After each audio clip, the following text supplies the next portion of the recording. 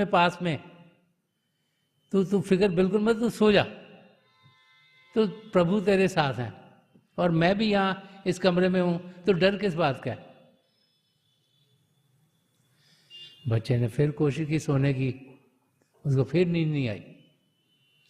उन्हें फिर आवाज दी, कहा कि मम्मी मम्मी मेरे को बहुत डर लग रहा है, तो मैं क्या करूं।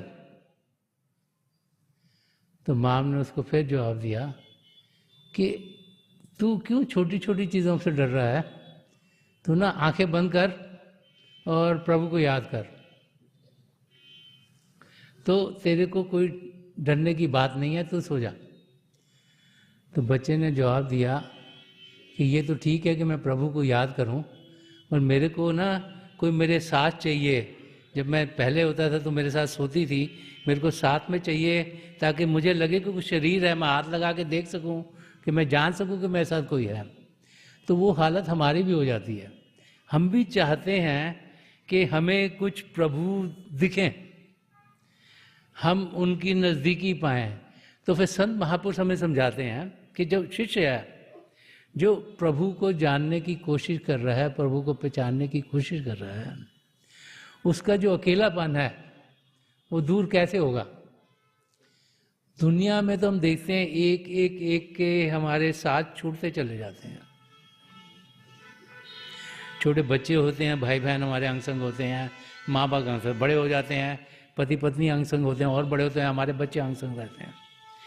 टाइम के साथ एक न एक कोई इधर चला गया, कोई इधर चला गया, और पति पत्नी में से जब एक चले जाता है तो अकेलापन और भी बढ़ जाता है। तो उस अकेलेपन को दूर कैसे करे इंसान, क्योंकि किसी के पास टाइम नहीं है, बच्चे अपने बच्चों को संभाल रहे हैं, वो हमारा क्या फिक्र करेंगे। तो इंसान जब अकेलेपन में होता है तो उसे प्रभु की उस वक्त ज़्यादा जरूरत लगती है, और प्रभु को इन आंखों से देख नहीं सकता, कानों सुन नहीं सकता, तो कैसे वो जाने कि प्रभु उनको पास हैं उनके ख्याल करने के लिए। इसीलिए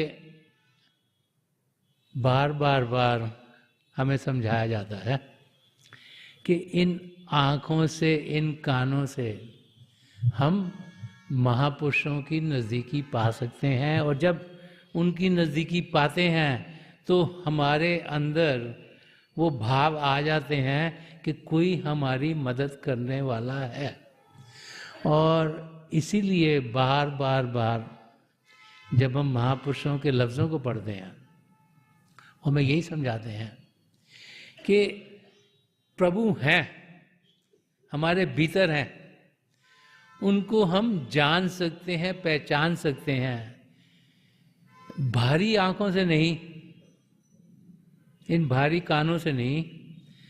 अगर हम इस शरीर से ऊपर उठने की कोशिश करेंगे, इस शरीर के अंदर जाएंगे और जो अंदर की दुनिया है उसमें बढ़ेंगे।